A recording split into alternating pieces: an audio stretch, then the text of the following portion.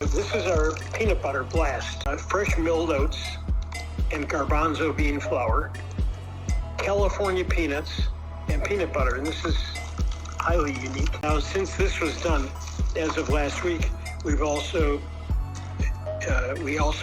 put in a pumpkin puree because it makes the treats a little bit easier to crack in half, because some people use these for training treats and they like breaking them in half for small dogs.